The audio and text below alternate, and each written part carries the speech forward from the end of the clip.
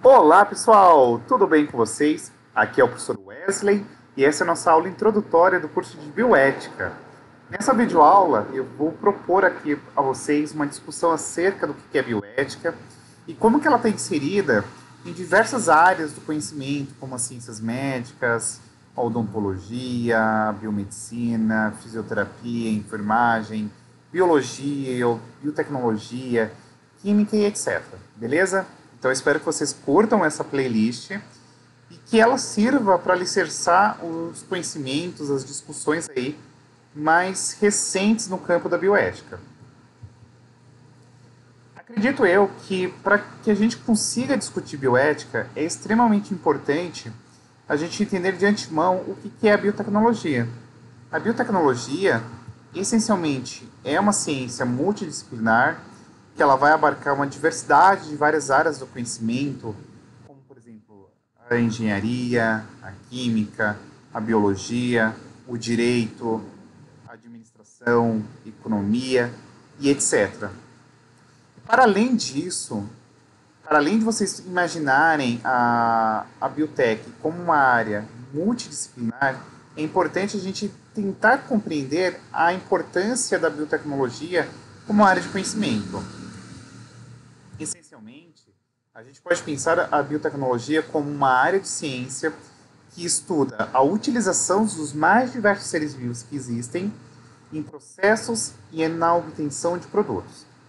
Em outras palavras, a ideia central é o seguinte: quando se pensa em processos biotecnológicos, a gente tem a utilização de micro-organismos ou de outros organismos para visar a produção de processos e, mediante isso, a gente vai ter a obtenção de algum produto que pode solucionar uma demanda humana, ambiental, vegetal.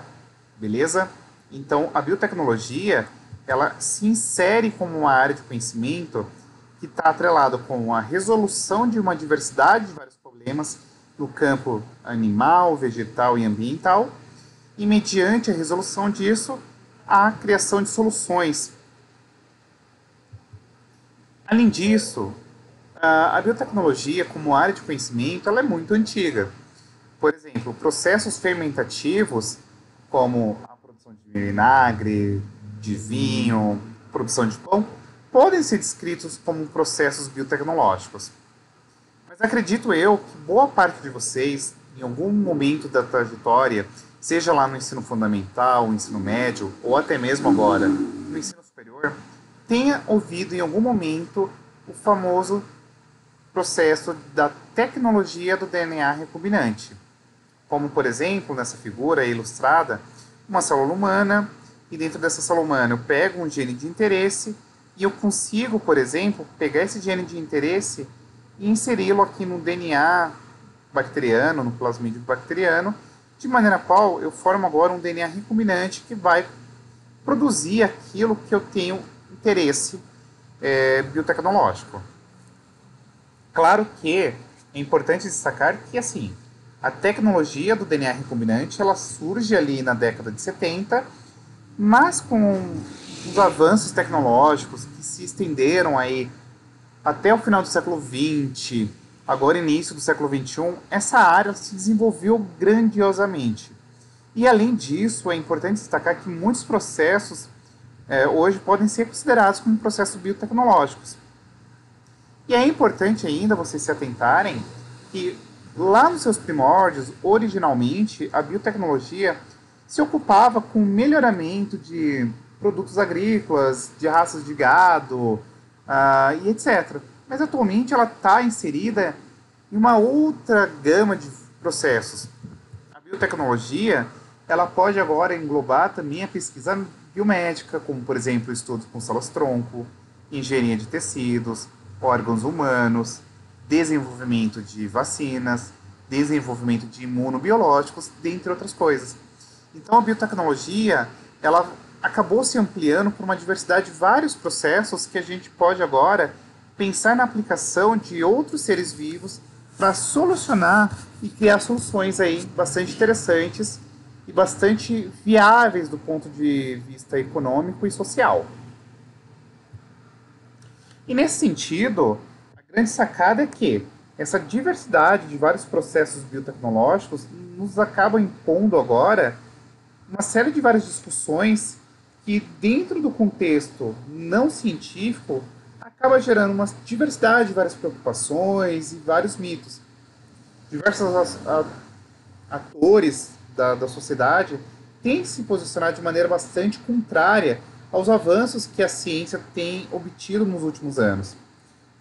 Por exemplo, a pesquisa com células-tronco embrionárias, proveniente de bancos aí de embriões em clínicas de fertilização, foi aprovada lá pela Lei de Biossegurança no ano de 2005, mas até hoje tem uma diversidade de várias pessoas que questionam a constitucionalidade dessa lei, comentam também que não é correto e etc. E nesse sentido, a bioética ela surge como uma área de conhecimento que visa se debruçar sobre essas discussões. A bioética ela é inserida aqui justamente com duas partes, bio, de vida, e a ética, que é justamente aí os valores morais, os princípios ideais do comportamento humano. Para que a gente consiga conceber a ideia máxima de bioética como campo de conhecimento, a gente vai precisar se debruçar um pouquinho aí sobre alguns aspectos que são bastante importantes para que a gente consiga aí compreender a complexidade e, sobretudo, a importância desse processo de discussão. Beleza? Então, como eu falei para vocês, esse boom aí na biotecnologia nos traz uma diversidade de várias preocupações que precisam ser discutidas pelo âmbito da bioética, como, por exemplo, transgênicos, pesquisa com células-tronco, pesquisa com animais. E nesse sentido, vamos lá. Quando a gente pensa em ética, eu pergunto para vocês, o que é ética? E por que ela é importante de ser compreendida, de ser estudada? E aí eu já trago a vocês um seguinte ponto. Para que a gente consiga compreender os contextos e os desdobramentos das discussões na bioética, é importante que a gente acabe se debruçando sobre algumas questões e motivação da ética. A ética por si só depende do contexto social e cultural aonde ela está inserida. Acima de tudo, é importante que vocês saibam que a ética se baseia na busca pela perfeição, beleza? Então a ética ela pode ser concebida como um conjunto de valores morais praticados em uma sociedade ou um determinado grupo social. Dessa forma, o que é considerado, por exemplo, ético em uma determinada sociedade pode não ser ético em uma outra sociedade. Além disso, o que é considerado ético ou o que definiria a excelência do indivíduo em uma sociedade pode ser diferente numa outra, tá? Então, quando se comenta de ética, é muito complicado porque, como eu falei para vocês, ela vai depender do contexto social e do contexto cultural onde ela vai estar inserida.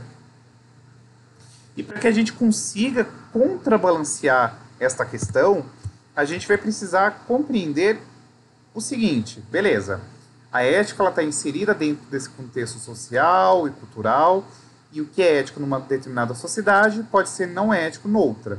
Para que a gente consiga, por exemplo, se debruçar sobre essas questões, a gente vai precisar buscar valores morais perenes e imutáveis presentes praticamente em qualquer tempo e localidade, tá? Como, por exemplo, o princípio de preservação da vida. Esses valores, pessoal, eles vão ser extremamente importantes porque eles vão nos ajudar a delinear os critérios para análise dos mais diversos dilemas éticos que são vivenciados no âmbito de pesquisa com humanos, do tratamento com pacientes, da pesquisa e ensino envolvendo animais, dentre outros problemas aí que a gente tem dentro da bioética. A questão central da ética, pessoal, envolve a seguinte pergunta: o que nos obriga a ser bom? E nesse sentido, a gente vai precisar agora compreender duas correntes de pensamento que vão citar motivações sentimentais ou racionais para que a gente consiga agir de maneira digamos que aceitável. Então vamos lá? Para que a gente pense na ética, ela vai ter que ser fundamentada em 3 pré-requisitos: a consciência, a autonomia e coerência. Beleza? E a ética por si, ela vai exigir percepção de conflitos da vida psíquica. Então, como eu falei para vocês, a gente vai precisar se debruçar agora sobre 2 linhas de pensamento, uma atrelada com a emoção, outra atrelada com a razão. Então, vamos lá. A gente pode começar a nossa discussão aqui pensando pela corrente atrelada com sentimentos e emoções. E aqui eu queria trazer para vocês o David Hume, um importante filósofo, que afirmava que a gente é guiado pelos sentimentos, sobretudo pelos desejos e emoções, quase como se fôssemos animais. E ele também menciona que a bondade e a maldade relacionam-se com a emoção moral. E esse sentimento, essa proposta de ideia, vai muito de encontro com esse carinha aqui, o Aristóteles, tá? O Aristóteles, ele pensava o seguinte: a principal emoção moral que se apoia na virtude, na disposição de fazer o bem, está atrelado com felicidade. Para Aristóteles, a gente busca muitas coisas, não somente pelo sentido intrínseco delas, mas para sermos felizes. Por isso, de acordo com Aristóteles, a felicidade constitui-se como um bem supremo, pois encerra-se a si mesma. Beleza? O fato é, gente, que quando a gente está pensando nessa questão do que é ser ético, do que é ser moral, não tentamos ser felizes para buscar algum outro valor. Beleza? Contrariamente ao David Hume, nós temos esse brother aqui, Immanuel Kant, que afirmava que os desejos e os sentimentos podem ser imorais. Por isso ele defende a racionalização da análise. Ou seja, para o Kant, a lei moral é a lei da razão.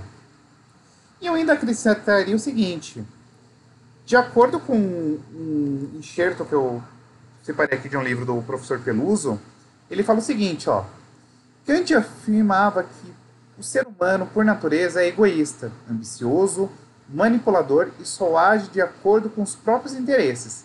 No entanto, o ser humano possui razão. Para Kant, é somente através do poder do senso de dever proporcionado pela razão prática que a humanidade consegue agir de forma moral. Esse senso de dever é imposto por nós mesmos. E, segundo o autor, a maior prova da nossa humanidade.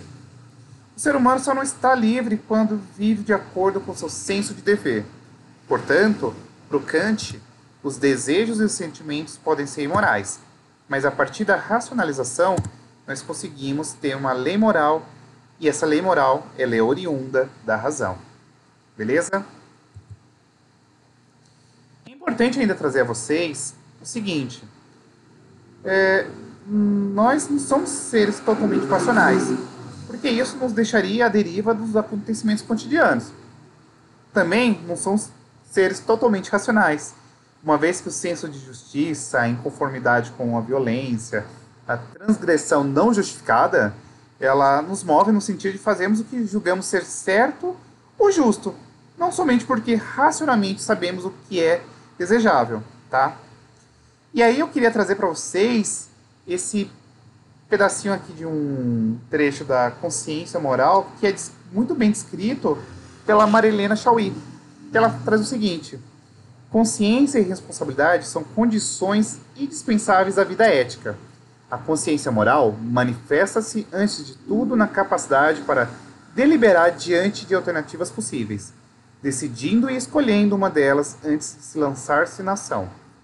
Tem a capacidade para avaliar e pesar as motivações pessoais, as exigências feitas pela situação, as consequências para si e para os outros, a conformidade entre meios e fins. Empregar meios imorais para alcançar fins morais é impossível. A obrigação de respeitar o estabelecido ou de transgredi-lo se o estabelecido for imoral ou injusto. E nesse sentido, ser ético significa ter a capacidade de percepção dos conflitos entre o que o coração diz e o que a cabeça pensa. Pode-se percorrer o caminho entre a emoção e a razão, posicionando-se na parte desse percurso que se considere mais adequada. Moral, portanto, é diferente de ética, visto que a moral precisa ser imposta, ela é externa ao indivíduo. A ética, por sua vez, ela é aprendida e ela se expressa a partir do interior desse indivíduo.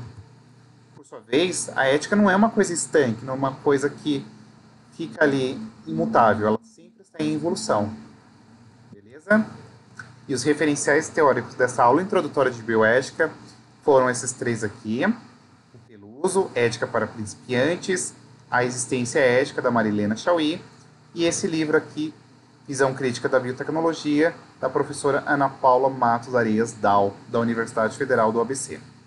Se você tiver gostado dessa videoaula, deixe o seu like, compartilhe, se inscreva, deixe suas percepções, seus comentários, que vai ser de grande valia para que a gente consiga aprimorar esse curso, tá bom? Um forte abraço, fique bem e até a próxima videoaula. Fui!